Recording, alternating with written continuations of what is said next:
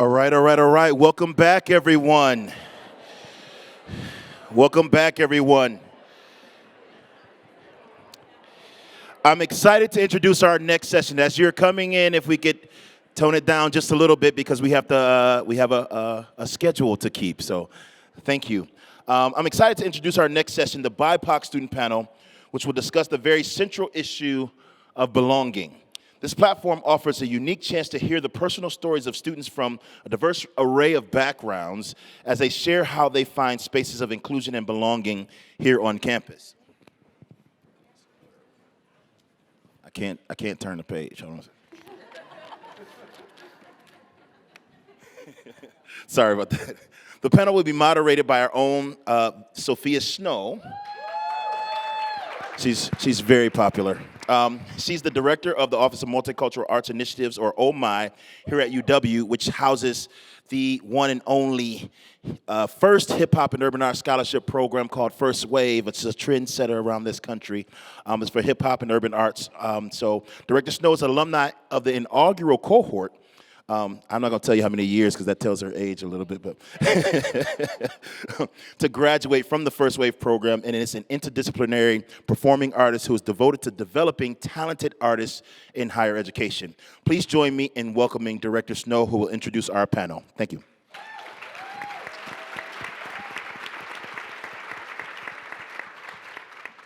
Thank you so much, Dr. Charleston. I really tried to help be a podium for you there, but yeah, I'm impressed with your morning gymnastics.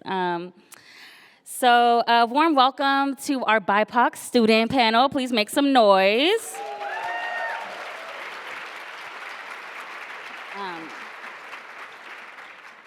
We aim for an open and honest discussion today, hoping you'll gain valuable insights into the experience of students of color at UW-Madison. Please use the QR code to submit your questions, which our panelists will address toward the end of the session. Now let's get to know our panelists a little bit. Each of you, please take a moment to introduce yourselves, your name, your pronouns, your major, your graduating year, and where you're from.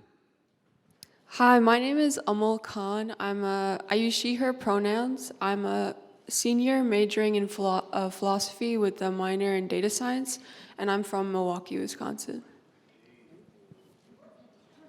My name is Rodney Vakunta. I am a third year majoring in real estate and marketing.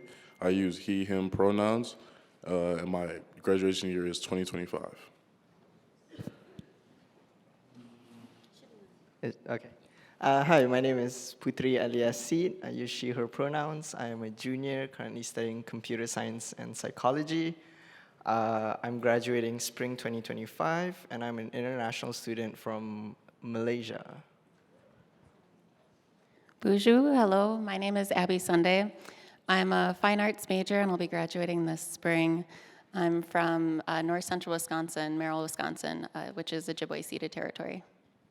My name is Aslam Sayeeduddin. I'm from Aurora, Illinois, which is like suburb of Chicago. I'm a junior and I'm majoring in computer science. Awesome. Please make some noise for our student panelists.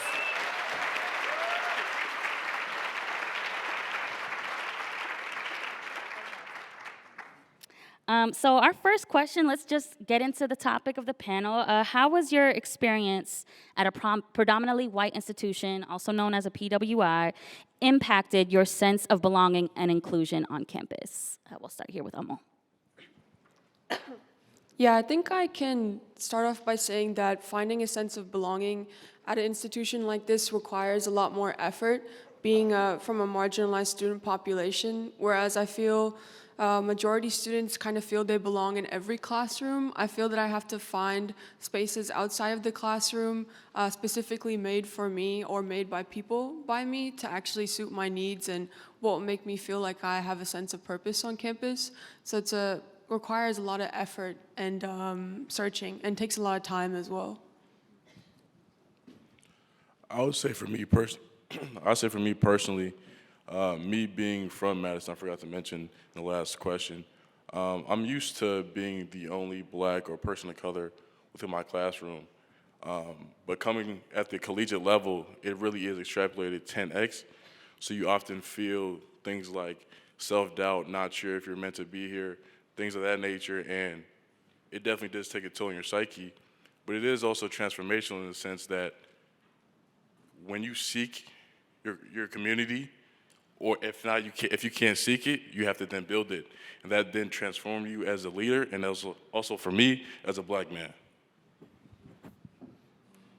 Yeah. As an international student, I grew up around people who are of my ethnic group.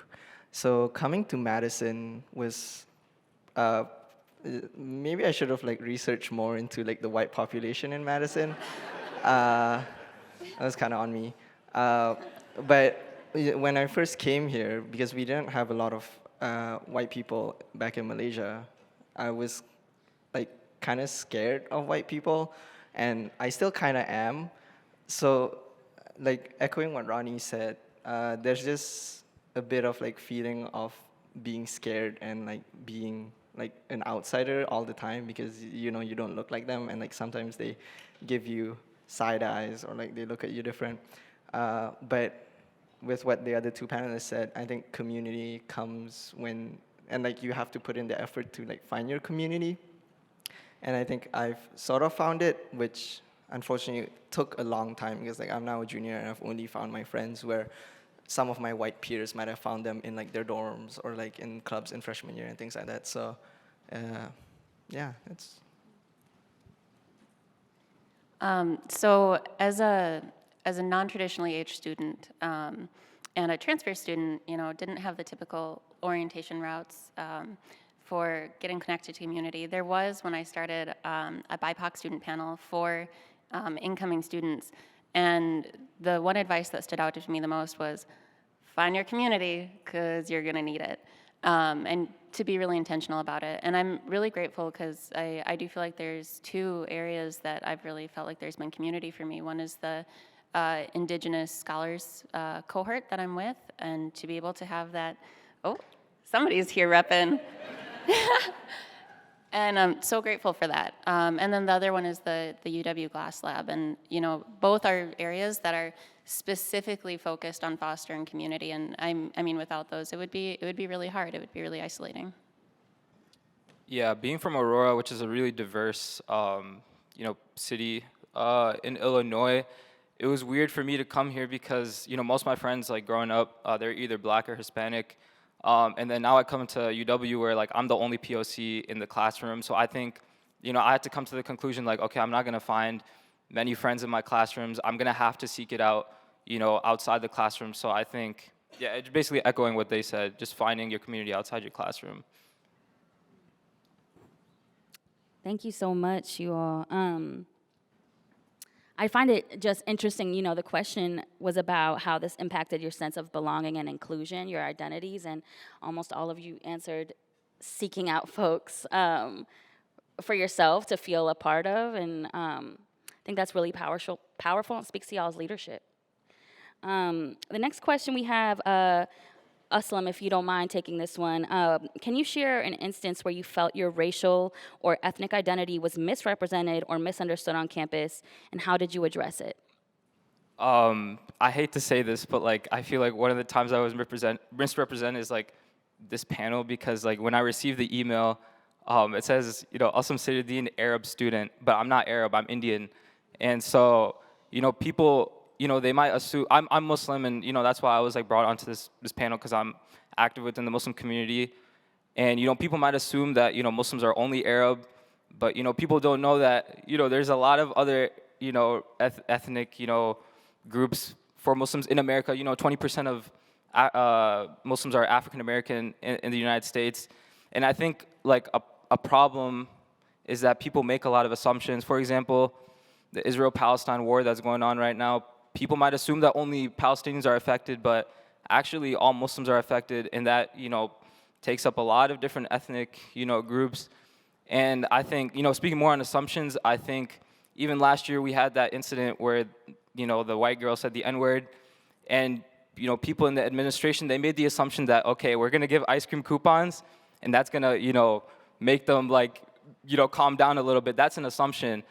I wanna give an example. I sometimes work with group called Iman, which is in the inner city of Chicago. It stands for the Inner City Muslim Action Network, and it's on 63rd. And if you guys know what 63rd is in the south side of Chicago, it's it's known for gangs, and there's a lot of things going on there. And one of my teachers, I asked him, I'm like, okay, how am I supposed to support these people at Iman in the inner city? And he's like, you being from a Chicago suburb, you don't know what's going on over there. And he told me the only way you can help is financially, because at Iman, they have to make sure that if they're trying to bring someone, that boy or that person, they're not crossing a neighborhood that they're not affiliated with, because they're gonna get shot. And so I think at an institution like UW, the administration or Manukin or whoever, they need to not make assumptions, maybe give money, show financial support, and be like, okay, you guys are the people that know, what to do, and just let them do it. Thank you so much. Thank you, Aslam. The next question we have, Aliya and Abby, if you all want to take this one. How has your college experience shaped your understanding of intersectionality, and how do multiple aspects of your identity influence your sense of belonging on campus?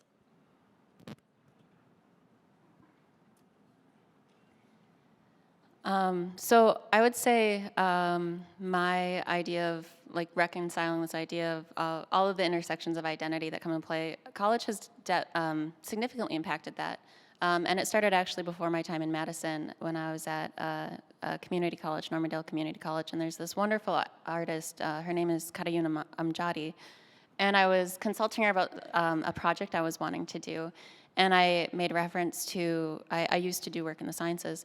And I said, oh yeah, but that was science, Abby. That was a past life. And she stopped me and she said, no, that's all of you. You can't discredit that part of you, that all of you is coming into the work that you're doing, into the life that you're making, into the decisions you're making. And I hadn't really thought of it in that way and realized how many aspects of my identity as a mixed person, as an Indigenous person, there's so many different aspects of identity that can get into different buckets. And so it's really been this intentional merging and spending that time with self. And I think, the idea of intersectionality, I think that is certainly one that is important. I kind of like viewing it more of a confluence. If you think of a river, it's all of these different aspects of identity coming into one. Yeah, when I saw this question in the list of questions they sent us, I knew this was what I was invited here for, because funnily enough, I felt like I was the diversity hire at the diversity forum. Because just a bit of background, I am transgender and an international student and a person of color. And I think coming to UW is really what showed me that intersectionality isn't exactly you have the struggles of this group and you have the struggles of this group. It's not really additive. It's more a mix of everything that just because I have struggles of being an Asian person and being a queer Asian person is slightly different than being an Asian person and a queer person separately. I think an example of this is that whenever I try to find communities, my freshman year, it was either an Asian community that was too cishet for me or a queer community that was too white for me. And I think that was just really tough, because it really feels like you're not enough of something, you're just slightly less of this one group just because you're part of another group, which is why I'm so thankful for the QTPOC, Queer Trans People of Color organization, because I think, just like white people of color don't just come in one stereotypical culture and one way of thinking. And I think it's important that RSOs and organizations exist that cater to certain groups, just because sometimes groups Asian organizations on campus might not be enough for me, because some people can still be homophobic, or some people can still be racist to me in queer groups. So I think that's one thing we need more of, RSOs. Yeah. Awesome. Thank you, Aliya.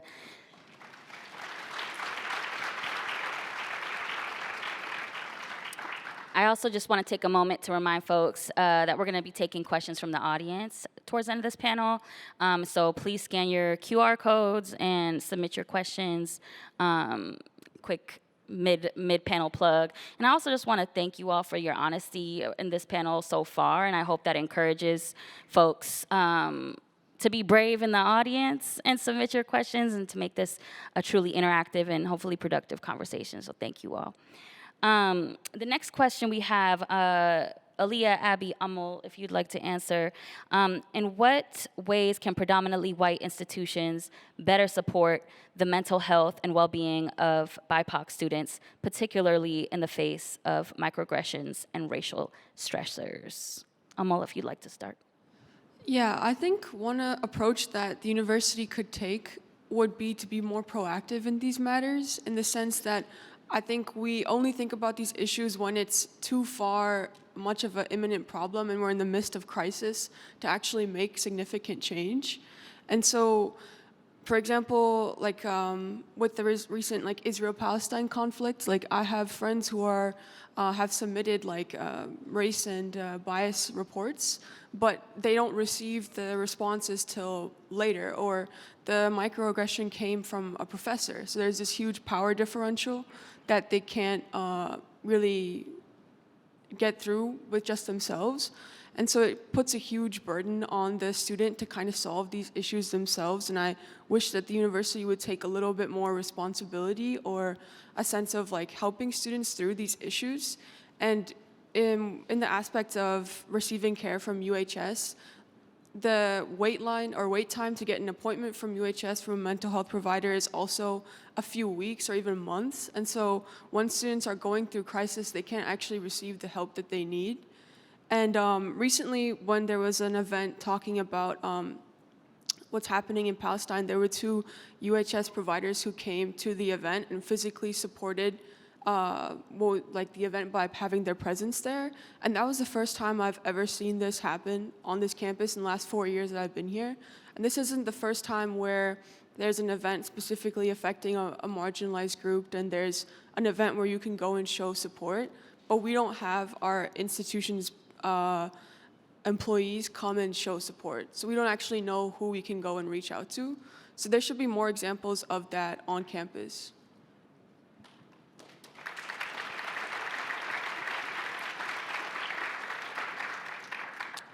Aliya? Yeah, I think Amal got like most of it. Like mental health services, I know that like the problem is like a shortage of therapists. So I'm not sure how you would solve that, but I'm not the one getting millions of dollars. I think also adding on to like what Amal said about the incident and bias report, I've submitted so many of those that like it's kind of concerning. But what I've noticed is that like it really is a trend that it feels like it's not going anywhere, that like after I click submit, it's just gone. Sometimes I don't even like get a response or anything. So like students, I feel like end up having to go to like mentors. Like I personally go to like the GSCC staff to like talk about my issues, which is like way faster than like the incident report. But some students don't have the privilege of having those connections. So maybe staff the incident report more, or like at least pretend to show that you care. Yeah, because the first time it fails, the first time we don't get a response, or like it feels like the incident report form doesn't do anything, that's when the trust immediately goes out the window, and like I'm never going to use that again.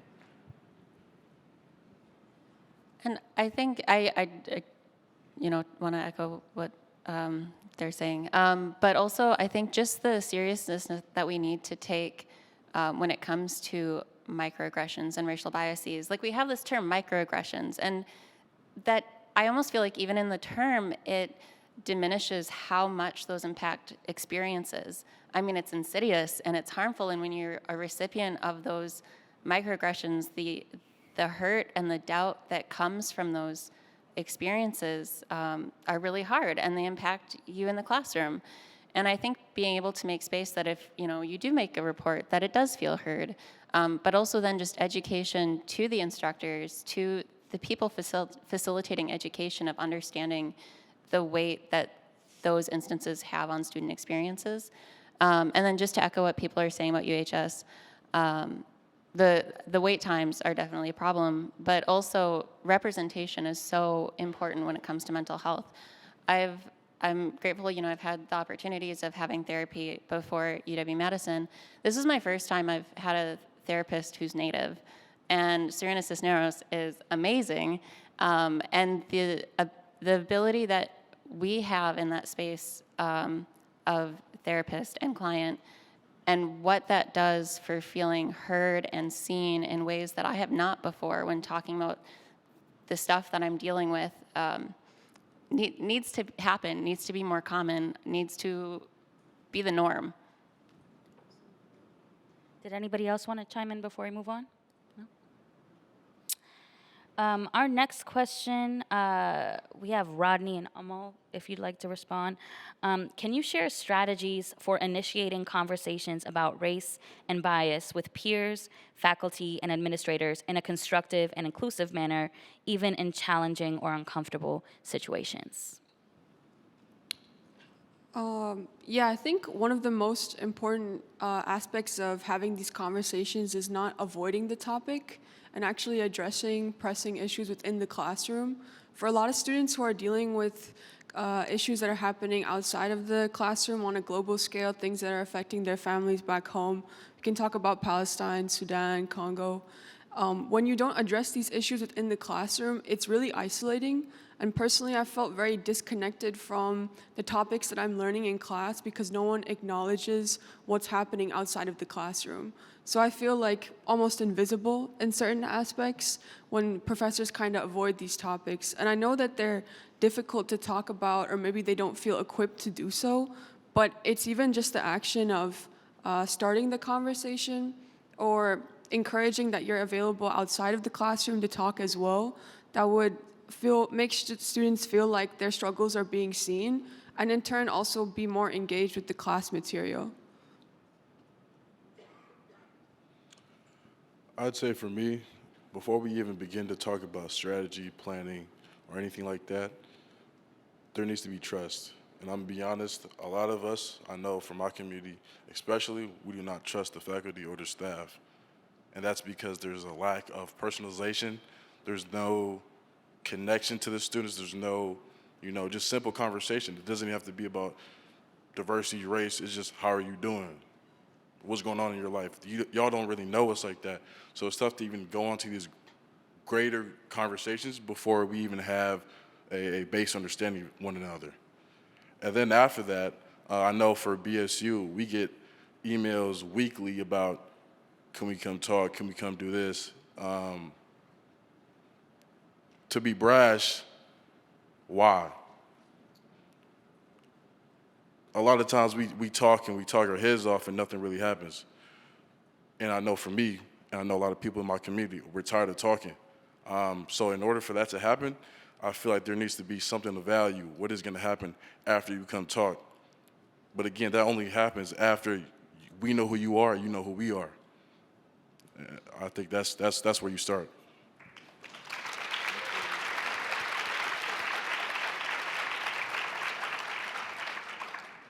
Thank you all so much. This next question is open for anybody, so feel free to chime in. Have you personally experienced or witnessed positive moments of allyship or cultural celebration that have made you feel more valued and affirmed as a BIPOC student? Can you share such experiences and their impact?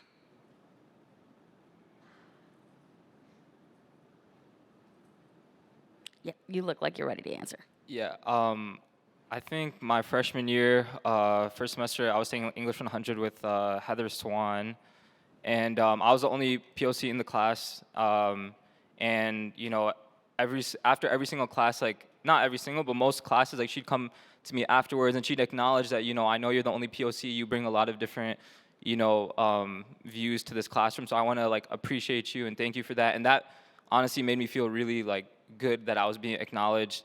And even after the semester ended, I was giving her a thank you card, and she emailed me back saying can you actually give me the card at the campus mosque because I want to check it out. and me and her, we both biked there to the mosque, and I showed her around, and then I gave her the card. And I just thought that, honestly, that's been like the only time I felt like, appreciated on the campus from, but yeah, Heather Swan, shout out to you. That's amazing.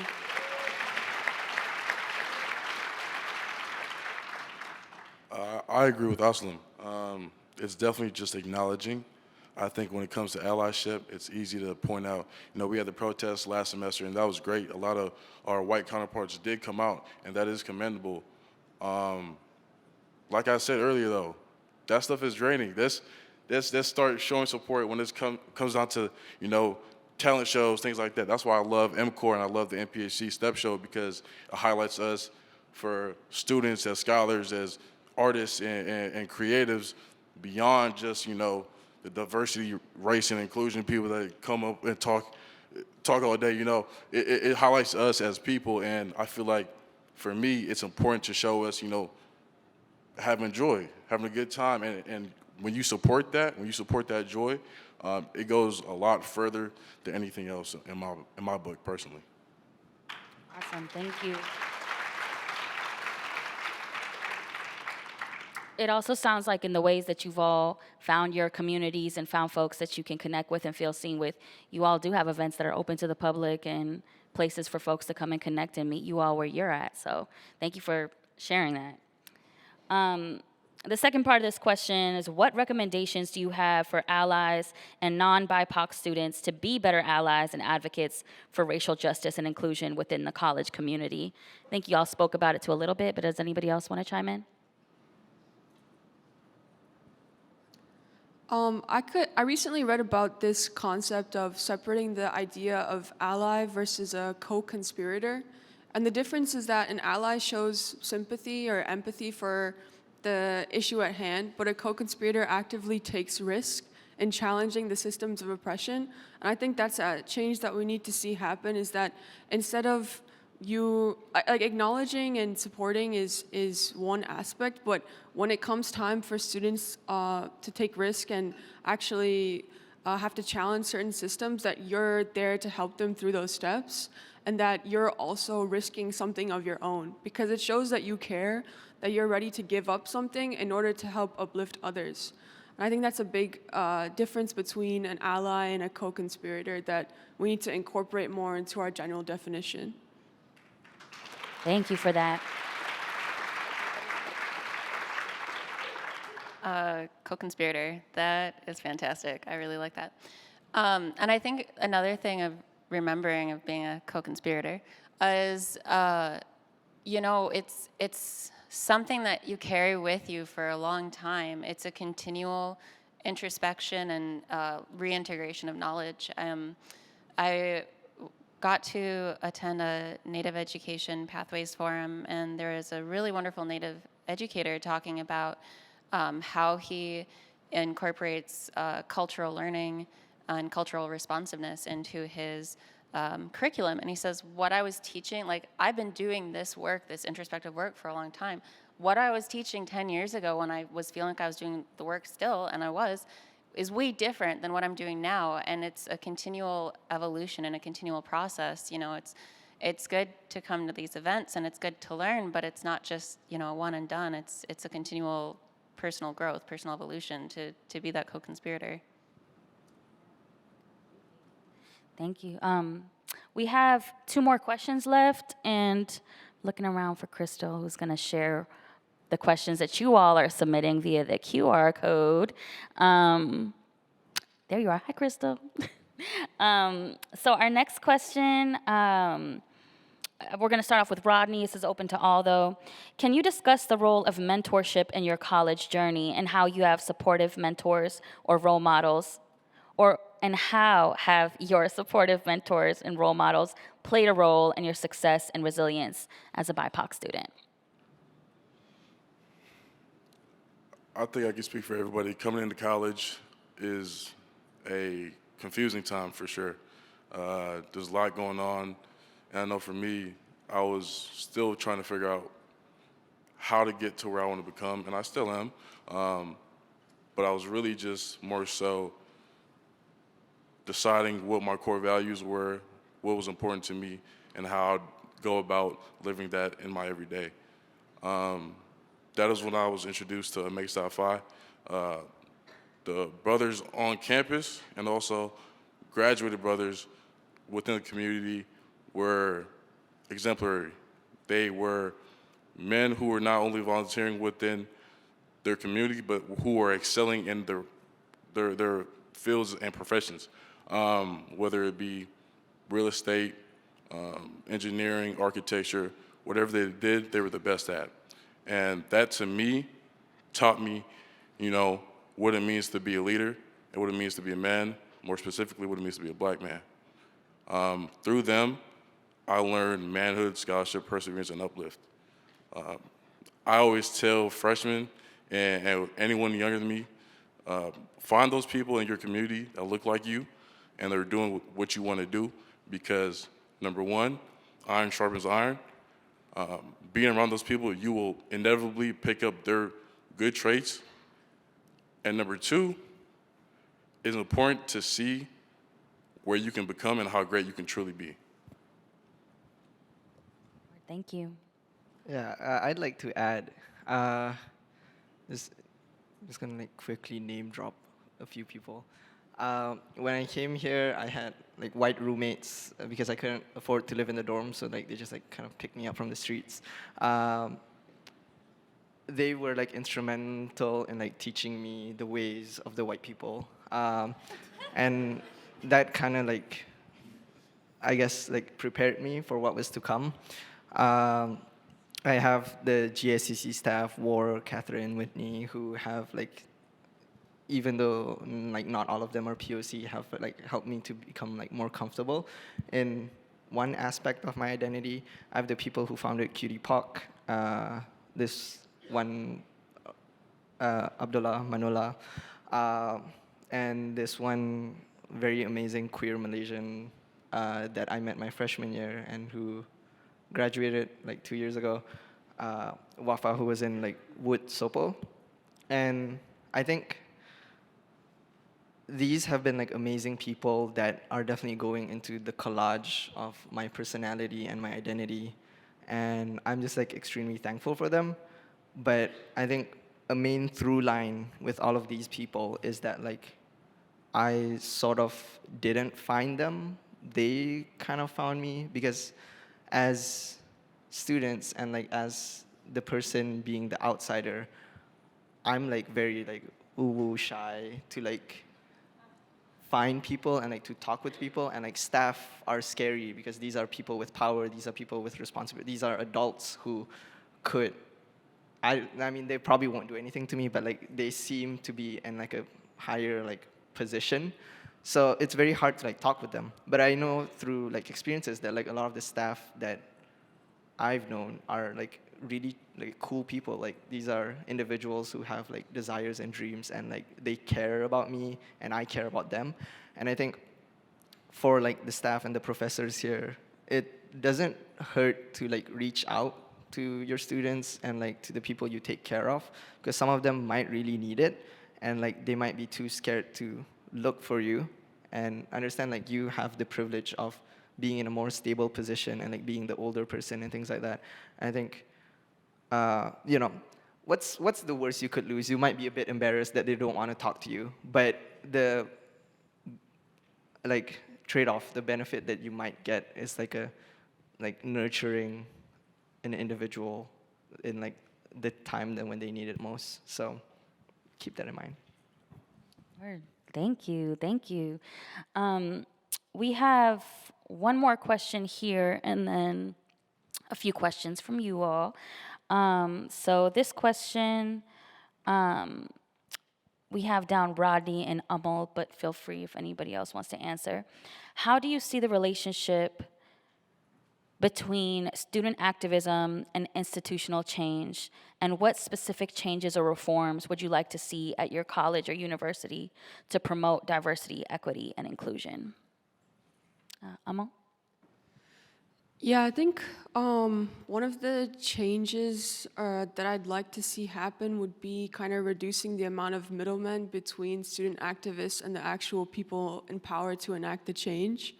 One example of this was recently we had a Badger Dialogue talk for Muslim students, and this event, like, we had a huge turnout with more than they expected, like 50 Muslim students talking about how the Israel-Palestine war has affected them personally.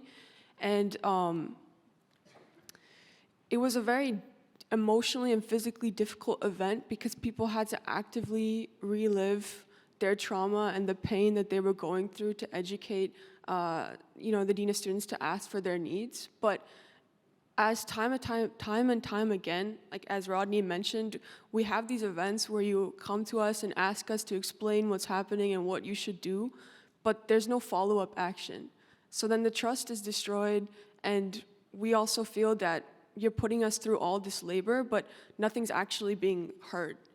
And so when at the end of that talk, we asked, so then what's the next steps? And they have to get that confirmed by somebody else, who gets it confirmed by somebody else, and then maybe something will happen. So what I'd like to see is that the people who are in charge actively coming to these events so that we can actually talk to the people who can make these changes, and it's not just, our hands are tied. Because we've heard that so much in every aspect of our life on campus. And the other thing that I wanted to mention was that, I actually don't know if I'll remember, but, I just remembered, I'm sorry. But as Rodney was saying before, like, if you only come to us in moments of crisis, we're not going to actually see you guys as components of change. So there needs to be an active effort to make a relationship with these student orgs throughout the year, supporting events throughout the year, whether that be financially or through your presence. Like, it means a lot just to show up and then for us to know you personally, because we see all your faces on like this Instagram for the diversity forum, but I might not have had a conversation with you until today. So I think that's really telling for kind of how much people have been involved within student affairs.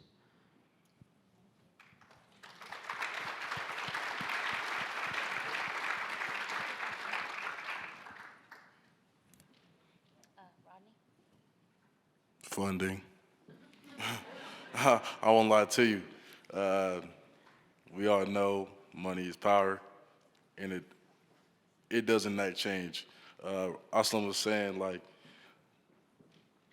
give us the money, we know what to do with it. And I'm not saying unrestricted funding, but for BSU specifically, it is incredibly difficult to plan and organize some of our events just based off of the restrictions we have.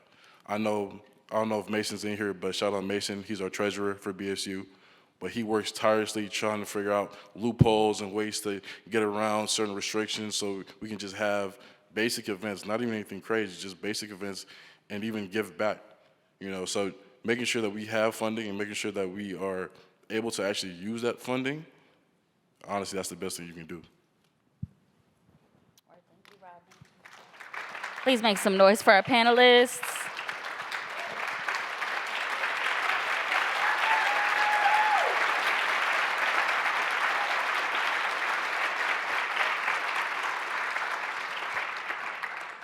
So now we'll take questions from the audience as I precariously balance this laptop on my high chair. So the first question we have, should I say names or no? What are ways that you would like to see us use our campus resources more effectively to cultivate a culture of belonging for everyone here at UW-Madison?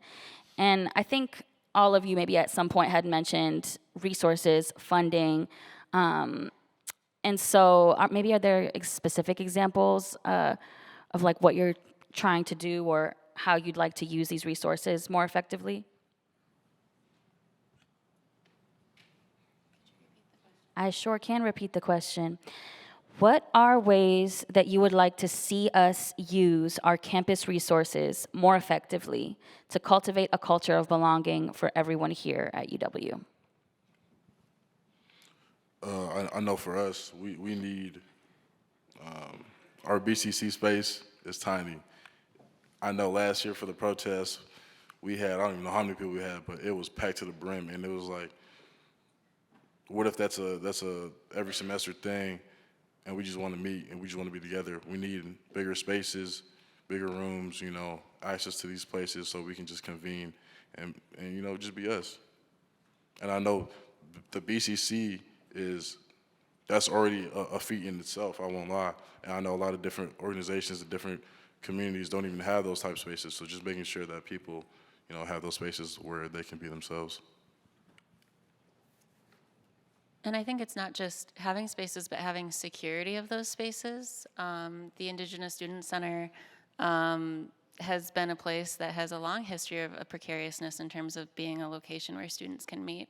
And to already come to a space feeling othered and have a safe space like the Indigenous Student Center and have that location unknown if it's going to be a continued spot, like that puts a lot of shakiness in terms of a student experience. So I think, you know, not just in terms of having the locations and the security of locations, but being able to share those situations with people. You know, the fact that we're able to talk about this right now, like, we're looking at a whole bunch of co-conspirators here potentially, and that's exciting. But you know, it needs support. Related to what Abby was saying about security, an example I wanted to share, when I worked at the Multicultural Student Center, we had an incident where in the elevator, somebody had scraped a racial slur into the side of the elevator with like a key. And that was after hours. There were only 2 students, me and my coworker, who were there to deal with that issue. And for students, like for multicultural students, the first thing they see in the elevator for that to be there is like unimaginable the effects that could have on students. But like, we never found out who did it because there's no security, there's no cameras, there's nothing. We can't figure out who did that. And like, incidents like that keep happening within that space, but we don't have like any follow-up or any changes made. And like, things like that happen often when working there, so. Thank you all. I'm gonna go to we have quite a few questions, so I'm gonna go to the next one. The next question, how can we help you and support you in creating a culture of belonging and safe spaces to take the heavy lifting off your shoulders?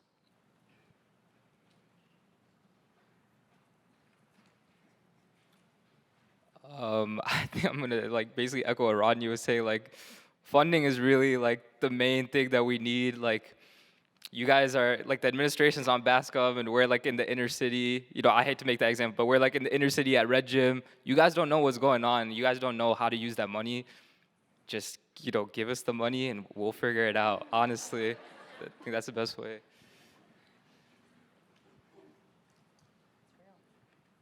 Anybody else, how they could support taking the heavy lift off y'all?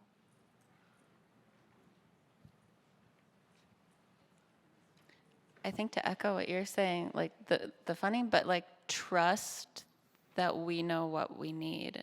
And, you know, the trust goes both ways, and we know what we need.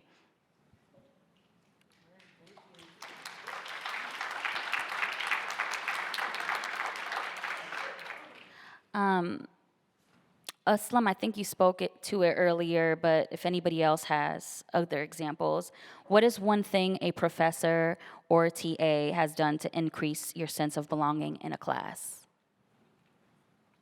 Wait, oh, okay. Oh,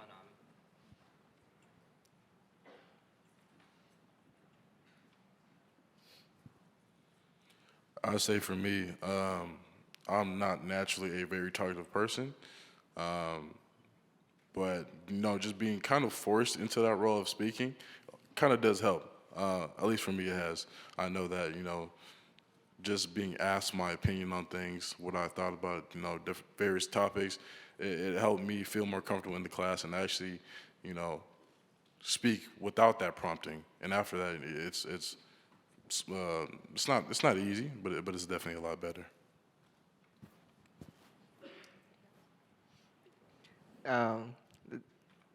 I'll just not necessarily like feeling of belonging, but like made me feel safer on this campus, I guess.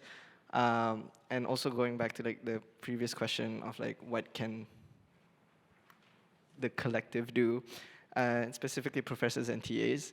I'll be honest, mental health breaks are like really important. Like sometimes like microaggressions happen, or like with the Black student protests last semester, where students were begging to like just have a few days off for assignments, or like a few days to just like rest and reset, because I think, yeah, like, how do I say this? It's obviously no one is going to like abuse it. I think professors just need to be more open with like students being flexible, because we have lives outside of classes, and like more often than not, microaggressions happen outside of classes that like professors don't seem to care about. But I've had like quite a few professors who, when I've just emailed them, they're just like, okay, yeah, I'll extend your assignments in that. So like maybe not like, yeah, maybe like encouraging, or like telling professors it's okay for this, because I think right now the only like surefire way for students to like get some accommodations for like that is like going through McBurney, which is like a very tedious process, and like sometimes like you have to show documents that like you don't have, and like you have to get diagnoses and things like that.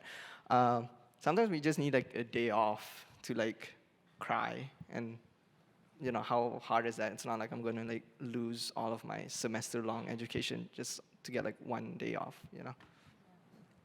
Thank you for that. I also, before I get to the next question, there's a lot of folks who have shouted y'all out, and I know you're being really brave, and this is a big labor for you to sit up here and share your stories and your ideas and your advice.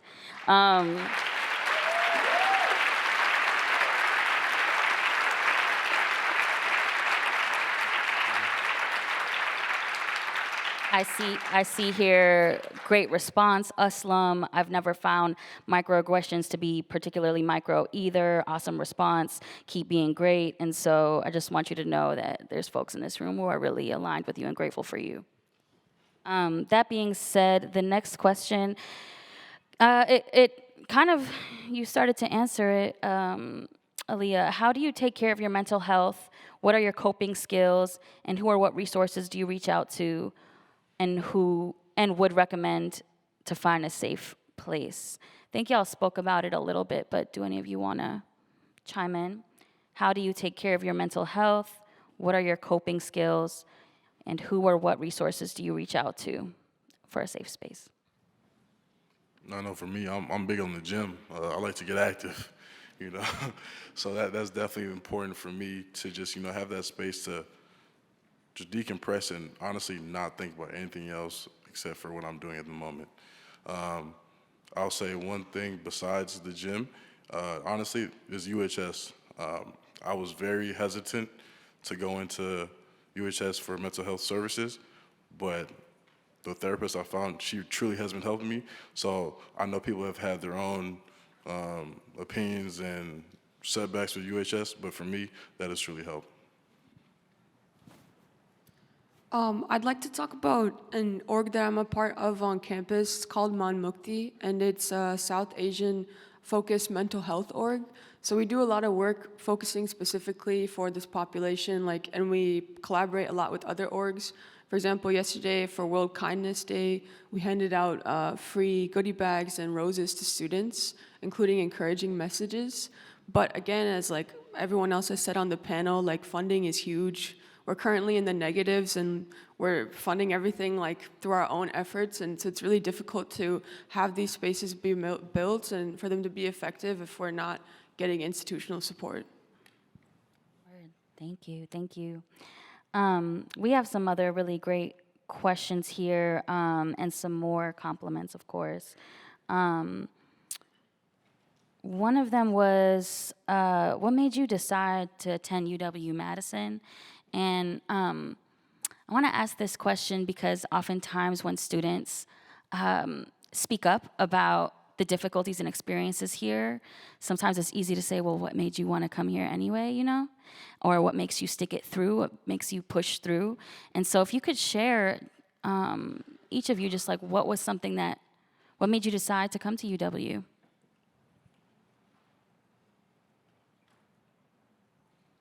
I can start.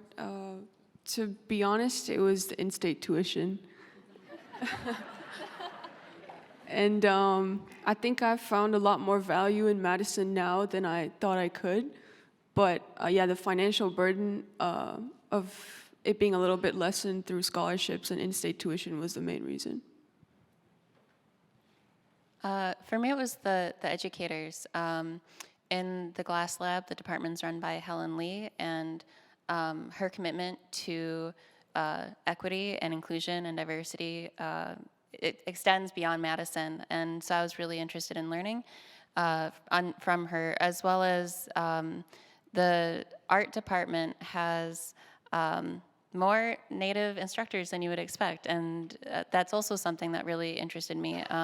Like I'm taking a printmaking course right now that's being taught by Monty Little, who's Dene, and to be able to have an Indigenous instructor this was, in terms of an art course, or even when I took a science course, that hadn't happened. And just being able to have that commonality, it really means a lot, and that really interested me into coming here. For me, I'm the youngest of five. 3 of my 4 siblings came to UW-Madison, and y'all probably know them, Linda, Delphine, and Winston. They're kind of big deals on campus. Yeah, that's them. Yeah. The last name always gets people.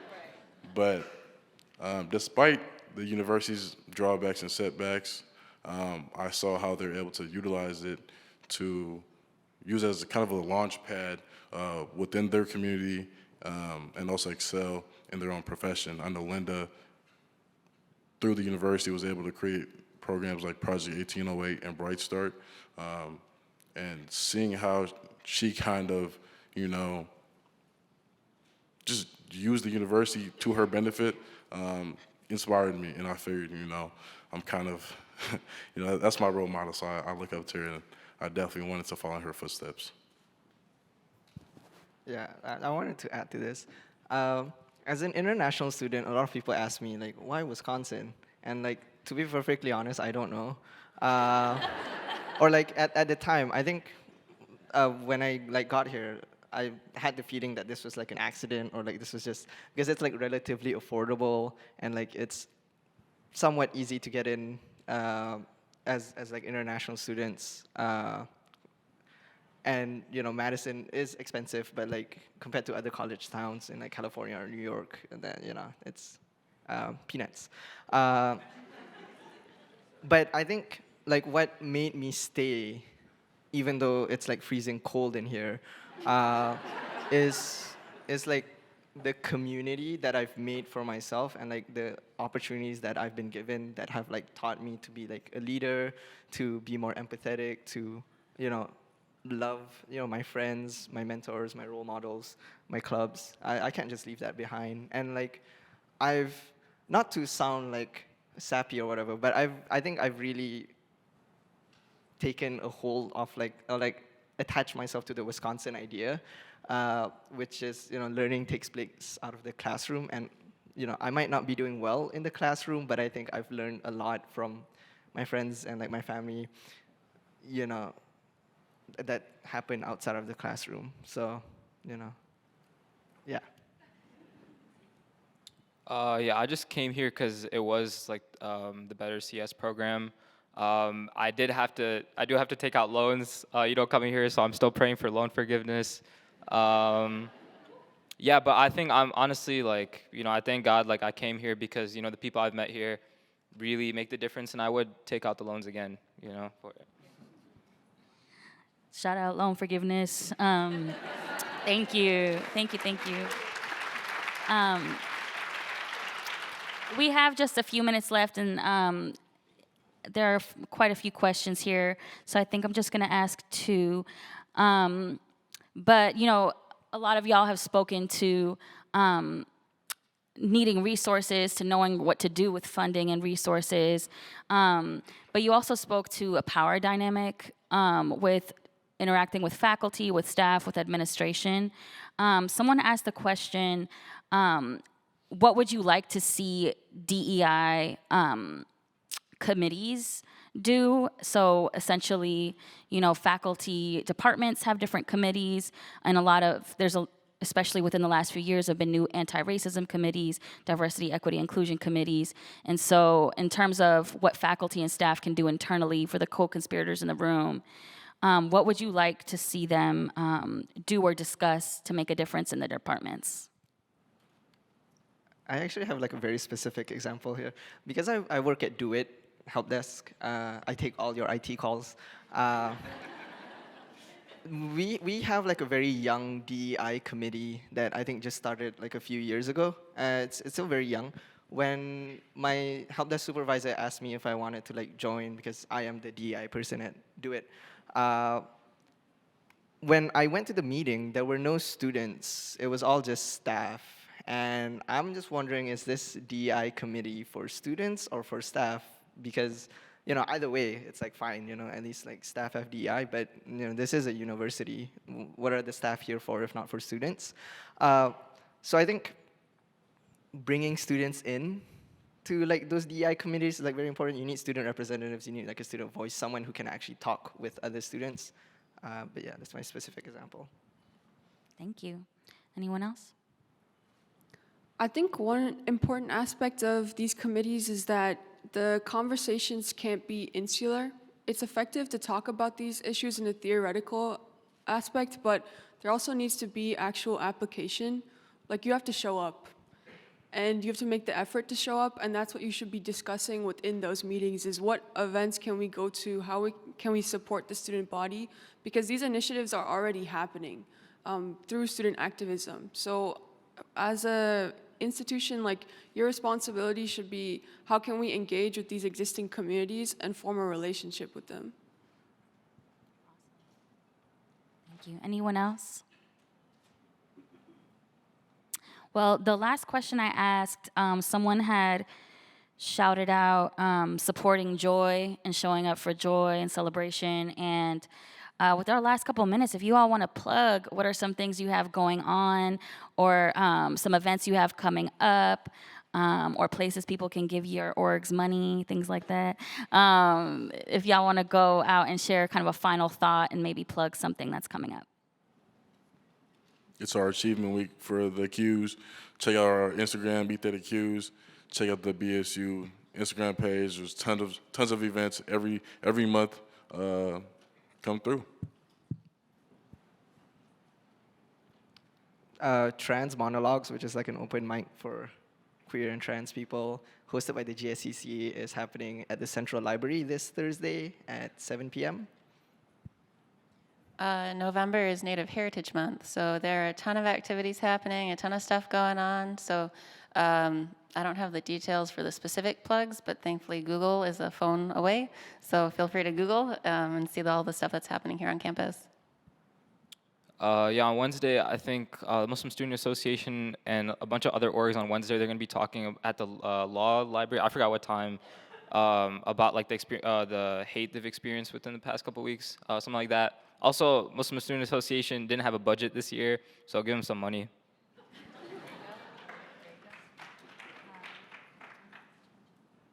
Yeah, you can follow UW-Man Mukti on Instagram to hear about our updates. We have a big gala at the end of the year, but again, we're in need of funding.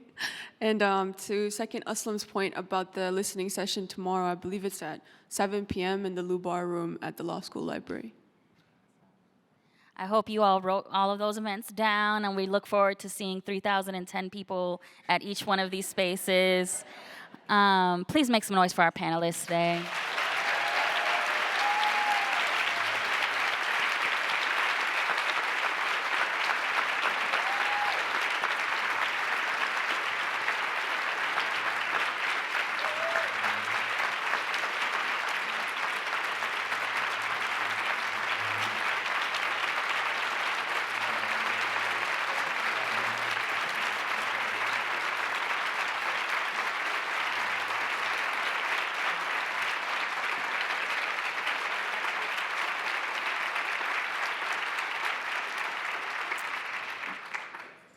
Y'all do deserve a standing ovation.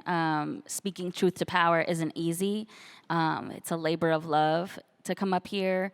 And so I just appreciate each one of you for sharing your experience, speaking truth to power, and hopefully from this conversation we see something tangible moving forward. So I appreciate that. That being said, it's been an absolute honor to be up here with you all. Thank you for having me. At this time, we're gonna begin exiting for lunch. Some housekeeping. Please wait to be called on, starting with those tables closest to the window. If you would please come to the far door to my left. That way. That's my far left over there. Hey, y'all. The Varsity Hall entrance doors. Enjoy your meal and conversations. Thank you all so much for listening, and let's do something about it. Thank you.